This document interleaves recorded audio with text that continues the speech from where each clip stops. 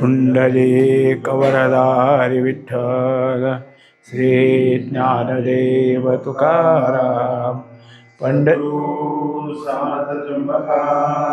महाराज की जय। माऊली ज्ञानेश्वर महाराज की जय। जगद्गुरु तुकाराम महाराज की जय। श्री गुरुदेव दत्त। श्री तुकाराम महाराजांची गाथा अभंग 186।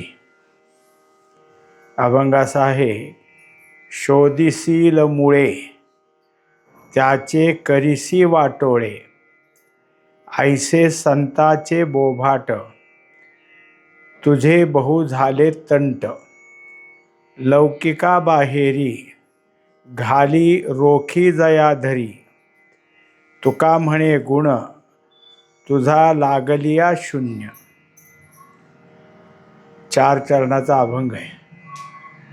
अभंगात भगवंताकडंच काही आरोप केलेले आहेत। तू काय करतो तो तू शोध घेतो। कोणाचा शोध घेतो तर काय मूळ आहे त्याचा? मूळ कोण आहे? वास्तविक पाहता मूळ तर परमात्माच आहे। मग मुळं कशाची, कशाचा मूळ, काय मुळाचा शोध घ्यायचा आहे? तर मूळ आहे ते परमात्म्याकडं न येण्याचं मूळ काय? का नाही परमात्म्याकडं आला याचा शोध घेणं। म्हणजे मनुष्याची काही चुका होतात, पण चूक का झाली ह्याचा शोध घेणं हे गरजेचं असतं। चूक झाली, पण चुकीचं मुख्य कारण काय, मुख्य मूळ काय हे जसं शोधायचं आहे। आता जे मूळ आहे ते मूळ शोधणारा जर परमात्माच असता तर त्याने आत्तापर्यंत मूळ का उभं राहू दिलं? आत्तापर्यंत त्याचं सामर्थ्य नव्हतं का? त्याच्या सामर्थ्य शक्तीवर हे सगळं मुळं उभा राहिलेली आहेत आणि आता ते शोधायला गेलेले आहेत। वास्तविक पाहता हा आरोप झाला खरं, पण हा आरोप कसा झालेला आहे तर मूळ शोधणारा तू नाहीस, तुझा असणारा प्रतिनिधी। तुझा प्रतिनिधी कोण आहे? तर तुझा प्रतिनिधी संत आहेत। संतच तुझं काम करतात। तू काय करतो तर तू आपलं सामान्यपणानं आहेस। कारण मुळं शोधून मुळं बाजूला काढायचं झालं तर विशेषत्वाची गरज असते आणि विशेषत्व तुझ्या ठिकाणी निर्माण होणं हे कधी आहे तर जो सामान्य ज्ञानातून विशेष ज्ञानात जाईल तेव्हा। तोपर्यंत तू सामान्य जो आहे तो सामान्यच आहेस। मग तुझं सामान्यत्व या मुळाला कधी आडवं आलं नाही आत्तापर्यंत। या सामान्य ज्ञानाचाच आश्रय सर्व मुळाने घेतलेला आहे।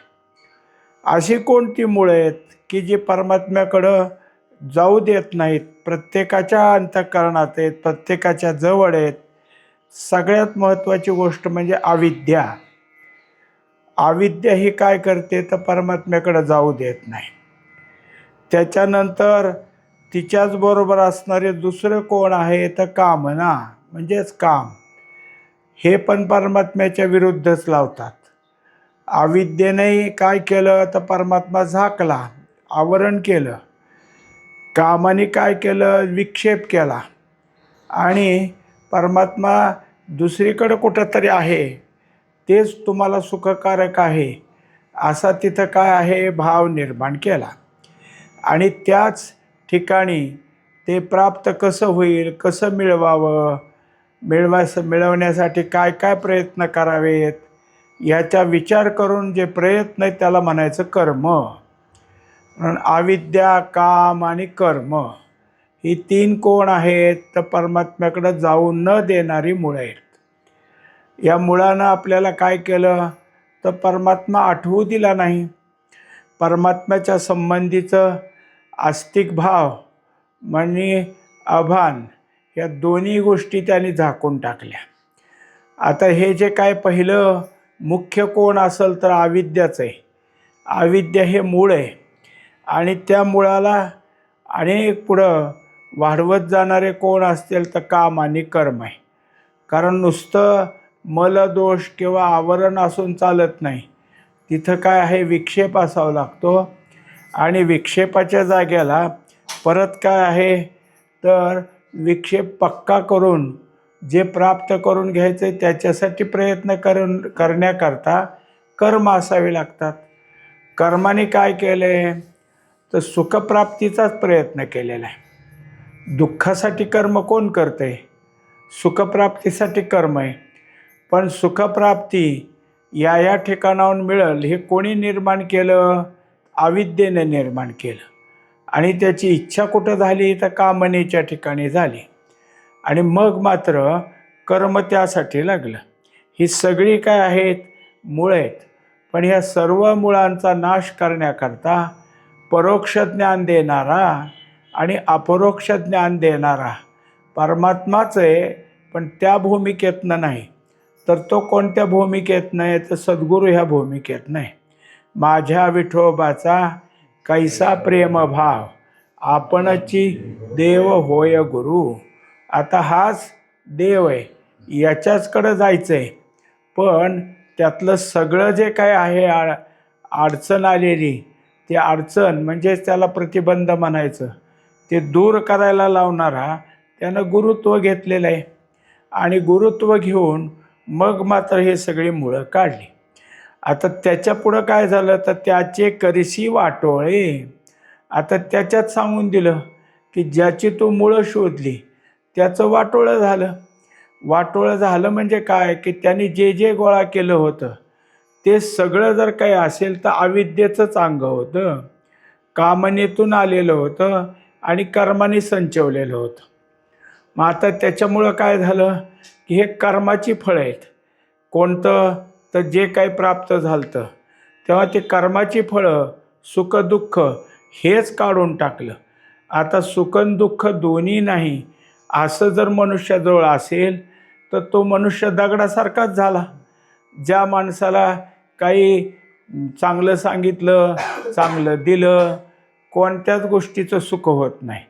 आणि काही त्रास दिला तरी दुःख होत नाही. म्हटलं ह्याच्यावर परिणामच होत नाही, दगड तर नाही ना, असं होतं. तेव्हा आता इथं काय आहे, हे जे काही परिणाम आहेत आमच्याकडं सुखदुःखाचे ते सगळे निघून गेले, काढून टाकले. कारण हे अविद्येच्या ठिकाणी आलेले बाहेर होते. कारण अविद्येनं आत्तापर्यंत काय केलं होतं, जे नाही त्यालाच होय म्हणायला लावलं होतं, आहे म्हणायला लावलं होतं. आणि ते आहे म्हणून आम्ही त्याला काय केलं तर गोळा केलं होतं. म्हणजे जसं सत्य गेले भोळ्यावारी, अविद्येची चाले थोरी. मग सत्याला भोळ्यावारी घालवून अविद्या म्हणजे जे समोर दिसतंय ते खरं आहे असं म्हणायला लावणारी विद्या अविद्या, ती काय झालेली आहे आता तर तिलाच काढून टाकल्यामुळं तिने गोळा केलेलं कुठं राहते. हे सगळं कसं आहे, ह्याचं नाव आहे गबाळ. गबाळ काढून टाकलं आणि ते गबाळ निघून गेले की आम्हाला काय वाटलं, आता काय करावं, आपलं सगळंच निघून गेले. मग त्याला वाटोळे म्हटलं. म्हणजे मनुष्याला जसं एखाद्या संत महात्म्यांचं सगळं घरदार कोणीतरी लुटून नेलं, मग माणसं म्हणतात अरे ह्याचं वाटोळं झालं रे, आता खाईल पिईल काय, आता तो काय करील, सगळं त्याचं निघून गेलं, मग त्याची चिंता. पण ज्या भगवंतानी जिथं गुरुत्व देऊन आणि आपल्या ईश्वरपणाच्या सामर्थ्यात त्याचं सगळं घालवले, त्याचं पोटापाण्याची चिंता कोण करणार? तोच करणार. वास्तविक दररोजच्या चिंता तोच करत असतो. आपल्याला वाटतं आम्हाला भूक लागली ना आम्ही जेवलो, तेच खाऊ घालतोय. मग आता चिंता करायचं काय कारण आहे? मग समोर मात्र दिसतं की हे सगळं निघून गेलेलं आहे. ऐसे संताचे बोभाट. आता काय केलं, पुढच्या चरणात सांगितलं. हे आम्ही नाही म्हणत, ज्याच्या ज्याच्या ठिकाणी काय आहे काही आहे ते. आता जसं एक अभंग आहे तुकोबारायाचा की तुका म्हणे हरी काही उरो नेदी उरी. हरी एकदा आला की ते काही उरू देत नाही, असं कोण म्हणलंय? संतच म्हणलेत. ज्याच्या ज्याच्या घरी देव जातो त्याच्या संसारा पडे चिरा. म्हणजे त्याचा संसार नष्ट होतो. मग हे हे कोणी केलं? आहे देवानेच केलं. उदाहरण सांगितलं की शंकर पार्वती एकदा काय आहे की गेले, कुठे गेले, वेश पालटून गेले आणि लागले गावागावातनं हिंडायला. तर आता एक कोणीतरी एक आपलं वयस्कर म्हातारा, एक वयस्कर म्हातारी, दोघंजण चाललेले एका वाड्यात शिरले आणि त्या बाई होती तिथं बसलेली. ते म्हणले, तुमच्यात दूध आहे का? म्हणले, आहे की बाबा, दुधाला काय, दूध आहे, सगळे दही दूध ताक सगळे आमच्याकडे, दर ये, तू मागितल्यावर नाही म्हणायचं काय कारण आहे?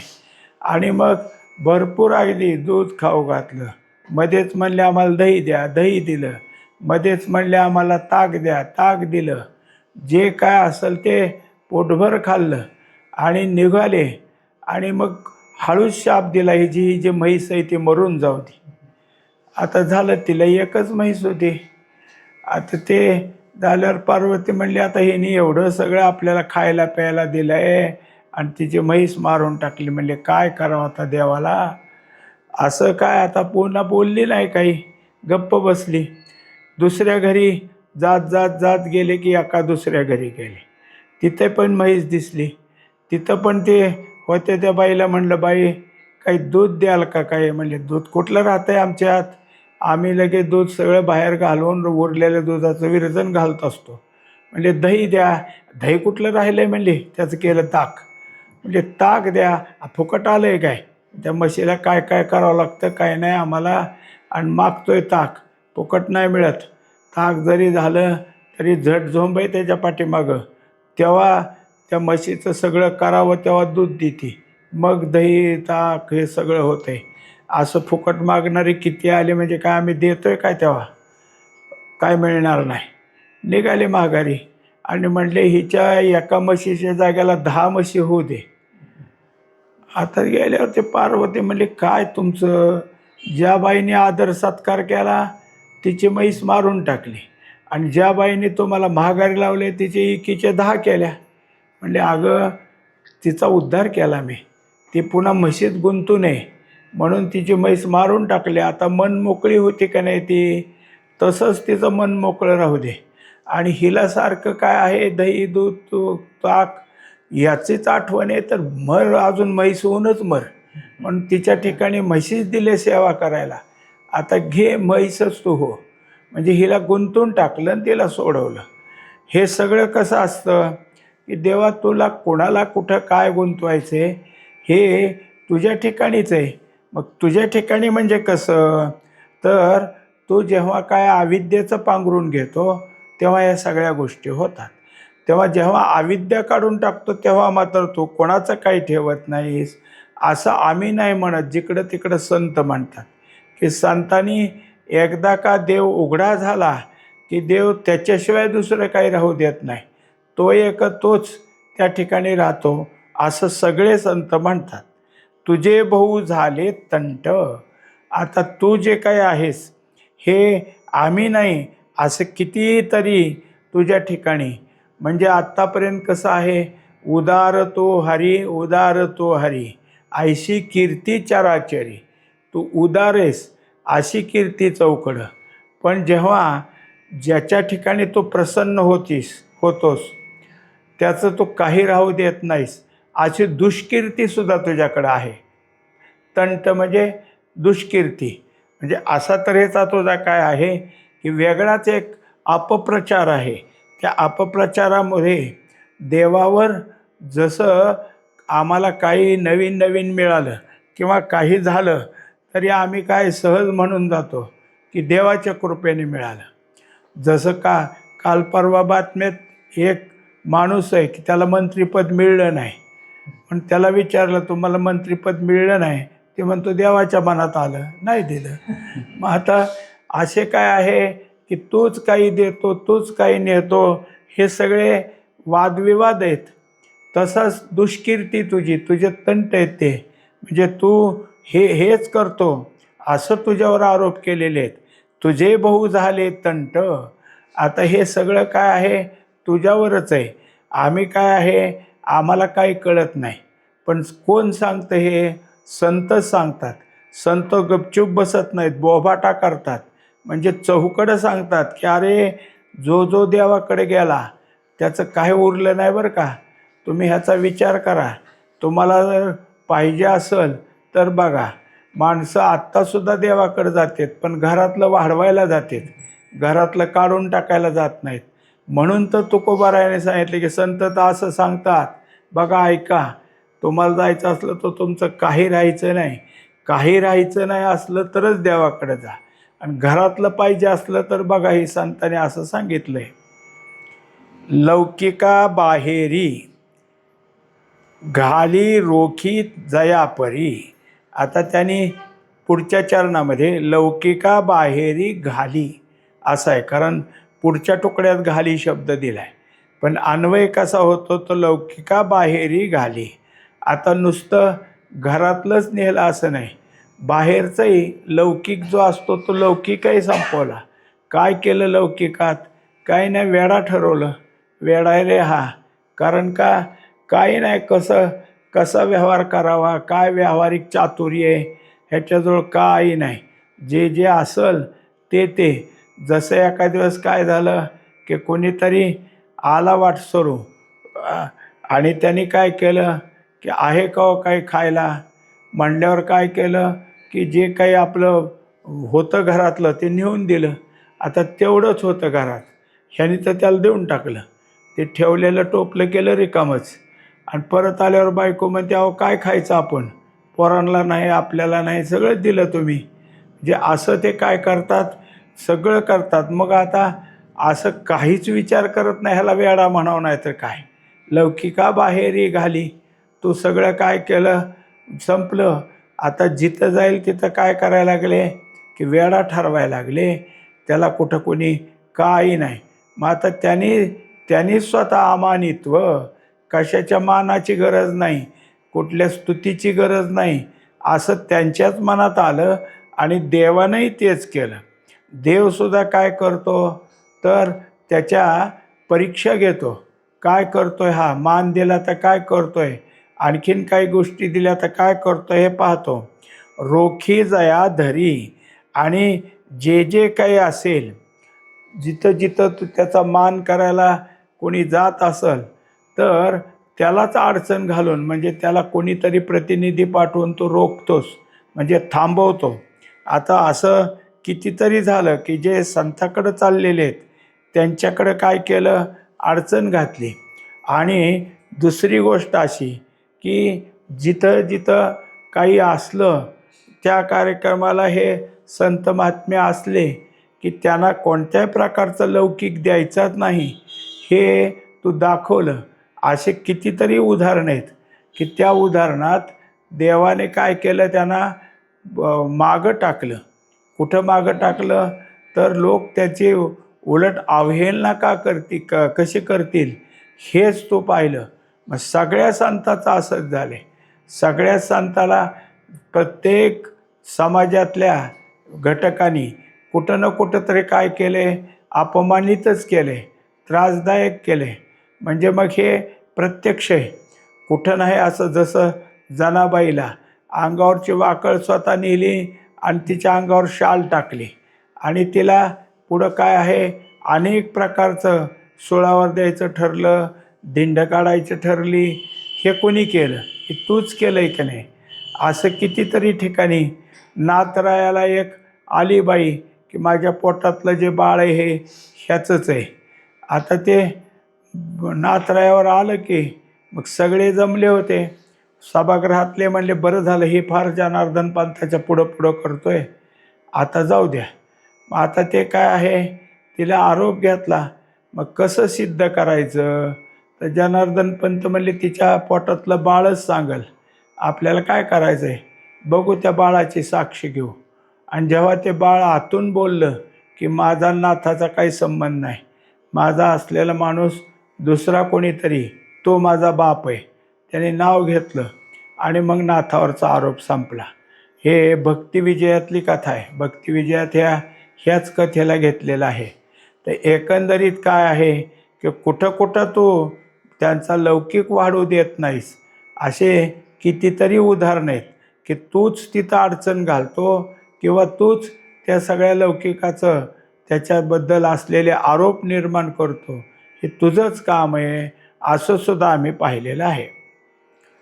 तुका म्हणे गुण तुझ्या लागलिया शून्य. आता काय आहे की आपल्याला काय असतं कधी कधी एक आहे की एरवी जे काय मनुष्य हा त्रिगुणात्मक आहे, पण भगवंत कसा आहे तर भगवंत त्रिगुणी नाही, तर भगवंताच्या ठिकाणी शुद्ध सत्वगुण आहे. कारण काही जरी झालं तरी प्रकृती धारण करायला गुणाची गरज असतेच. गुणाशिवाय प्रकृती कशी धारण होईल. म्हणून भगवंताने जेव्हा अवतार घेतले तेव्हा तिथंसुद्धा गुण आला, पण ते गुण त्रिगुणाचे गुण नाहीत. भगवंताचे गुण कसे आहेत तर मायेतलं अंग आहे, शुद्ध माया आहे ती. त्यामुळं त्यांना ह्या रूपातनं त्या रूपात जाता येतं, त्या रूपातनं ह्या रूपात येता येतं. त्यांना अनेक गोष्टी करता येतात. इथंच आहे तर लांबचं सुद्धा त्यांना कळतं. इथं बसलेलं बसेल आणि तिथंही असेल असं दोन दोन खेळ भगवंताला करता येतात. कारण ते मायेचा त्याने अंगीकार केलेला आहे. आणि मायेत काय आहे तर गुणसाम्य अवस्था आहे, म्हणजे गुण एकत्र आहेत. एकत्र गुणाच्या ठिकाणी कोणताच प्रादुर्भाव नसतो. सत्वगुणाचा नसतो, रजगुणाचा नसतो, तमगुणाचा नसतो. म्हणून ते काहीच नाही म्हणल्यावर निर्गुण म्हणायचं आहे. निर्गुण म्हणल्यानंतर सगुण कसं होईल मग? सगुण आणि निर्गुण एक कसे होतील? तर निर्गुण न मानता शुद्ध सत्वगुण म्हटलेलं आहे. आता ज्याच्या ठिकाणी शुद्ध सत्वगुण आहे त्याच्या कोणी नादी लागलं तर ह्याच्याजवळचे नाहीत का गुण निघून जाणार? जो नादी लागला आहे त्याच्याजवळ काय राहणार आहे? त्याच्याजवळ तमगुण राहायचा नाही, रजगुण राहायचा नाही, सत्वगुणही राहायचा नाही. आणि मग तिन्ही गुण गेले तर ह्याच्याजवळ काय राहिलं? कारण आत्तापर्यंत कसं आहे, आमच्या घरात जेवढं जेवढं काय असेल ते अतिशय घन स्वरूपाचं असतं. काही अजून ते कुठेही उघड्यावर पडलं तरी चालतं. ह्या सगळ्याला म्हणायचं तमगुण. कारण मनुष्य पायातली चप्पल काय आत घरात आणून टाकत नाही, दाराच्या बाहेरच सोडून देतो. त्याला कोण नेतं आहे म्हणतो. दुसरे अंगातले कामधामाचे कपडे बाहेरच टाकतो. म्हणजे ज्या गोष्टी बाहेर टाकल्या ते तमा आवरित आहेत. तमाचं आवरण असल्यामुळं त्याची इच्छा कोणाला व्हायची नाही. आता बाकीच्या काही गोष्टी त्या कपाटात आहेत, तिजोरीत आहेत, घरातल्या फळीवर आहेत, आत इकडं तिकडं ठेवल्यात, त्या सगळ्या वस्तू रजगुणीत. त्याला काय आहे, कदाचित कोणी नेईल, चोर कपडे तरी नेईल, भांडी तरी नेईल, दागदागिने तरी नेईल. कारण ते रजगुणाची इच्छा चोरालाही होतेच. पण त्याच्या ठिकाणी सत्वगुण असेल तिथं काय, देवाऱ्यातले देव, कपाटातल्या पोथ्या, झालं काय अजून दुसरे राहिलेले तुमच्या काय भजनी मालिका, गाथा, चोर म्हणेल ह्याला काय करायचं नेऊन. म्हणजे सत्वगुणाला कोण नेणार नाही. पण हे तिन्ही गुण घरात भरलेले असतात ना. पण शुद्ध सत्वगुण असल्यावर त्याच्या ठिकाणी काहीच नाही. मग आता ह्याच्या घरातलं सगळंच निघून गेलं आणि शुद्ध सत्वगुण राहिला. मग तिथं काय होईल? तुझ्या लागली या शून्य. मग तुझ्या नादी लागल्यावर काय होईल? शून्य. म्हणजे तिथं त्यांनी सांगितलं तुका म्हणे गुण तुझा लागेली या शून्य. आता तुझा गुण लागली या शून्य असं शेवटचा अन्वय होतो. तुझा गुण लागली या शून्य. शून्य म्हणजे काय? काय अस्तित्वच राहत नाही. कशाचं अस्तित्व राहत नाही? कारण हे सगळे एकाने काय केलं, श्रीगुरूकडे गेला, म्हणजे अजून त्यांना पाहिजे होते तो, आणि त्यांना नमस्कार करून त्यांना म्हणला मला तुमच्याकडून अनुग्रह पाहिजे, देता का? म्हणले देऊ की, नाही द्यायला काय झालं. मग काय, तुझ्या घरात आहे नाही तेवढं मला अर्पण कर. आणि जे ह्याने घरी जायचं काय देव बसलेले हे मंदिरात, आणि ते तिथून सगळं गोळा करून आला. घरात किरसुनी किंवा सुतळीचा तुकडासुद्धा ठेवला नाही, सगळं आणलं. आणि सगळं आणल्यापासून शेवटचं वाहुस्तोर संत म्हणायचे आण आण, ह्याने न्यायचं. मग म्हणले आता काय राहिलं? काय नाही हो, सगळं आणलं. नक्की राहिलं नाही, नक्की राहिलं नाही, सगळं नाही, सगळंच नाही, नक्की म्हणतो ना, नक्की. बरं म्हणले, मग दिला अनुग्रह. आता हे माझं नाही, तुझ्या घरी सांभाळ म्हणले, हे तुझं नाही बरं का, माझं आहे. म्हणजे मग आता काय केलं संतांनी, प्रयोग केला. प्रयोगात हा त्याग कसा करतोय पाहिलं.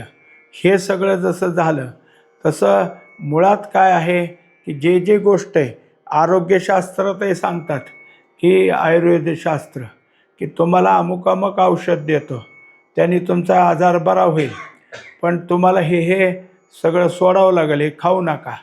म्हणजे तुम्हाला आजार बरा व्हायचा असला तर त्याग करावा लागतो अगोदर. हे त्याग आहे, मग औषध आहे. असं काय आहे, सगळीकडेच त्याग आहे. तसं एकदा का तो माझा झाला, माझा गुण स्वीकारला की तुला बाकीच्या गोष्टीचा त्याग आहे. संन्याशात बाजूला जावं लागतं आणि त्यागात वस्तू समोर असली तरी तिला स्पर्श करायचा नसतो. कारण त्या वस्तूचा त्याग केला म्हणजे नुसती बाजूला ठेवली असं नाही, तिचा तिरस्कारच मनात राहिला, त्यालाच म्हणायचं त्याग. आणि मग भगवद्गीतेने त्याग आणि संन्यास या दोन गोष्टीचं विवरण केलेलंच आहे. आता त्याच्यात जेव्हा ह्या सगळ्या गोष्टीचा त्याग होतो तेव्हा त्याच्या अंतःकरणात काय उरलं, तर शून्य उरलं. मग शून्याला काय केलं, त्यांनी सांगितलं की देह अभिमान शून्य, म्हणजे आता देहाचा अभिमान राहिला नाही, मग शून्यच झालं. एखाद्या माणसाने आपलं नाव आपल्या देहाला मी म्हणणं, माझं म्हणणं सोडून दिलं, मग तुम्ही त्याला काय म्हणून हाक मारणार, त्याचं पहिलं नाव आहे त्यानेच. आणि ह्यानी तर नाव गाव देह अभिमान सोडलं, ते कशाला मागं बघतोय मग. किती हाक मारा, काहीच नाही, त्यांनी पाहिलं नाही, काही नाही. जवळ आल्यावर म्हणले तुला हाक मारतोय, ती निसताच त्याच्याकडे पाहत राहिला. कारण मला हाक मारायला माझं काही राहिलंच नाही ना आता, देहही माझा नाही, नावही माझं नाही, आणि मग तू कोणाला हाक मारल्या, आणि तुझ्या हाक मारणाऱ्या पोहोचल कुठं. म्हणजे मग तो शून्य झाला.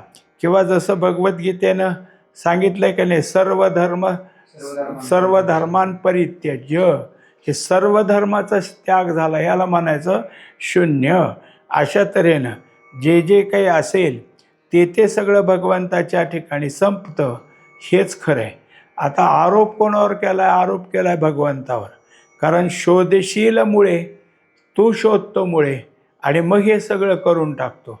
वास्तविक पाहता भगवंतानी कर्तुम अकर्तुम अन्यथा कर्तुम काहीच केलेलं नाही, काही करणारही नाही.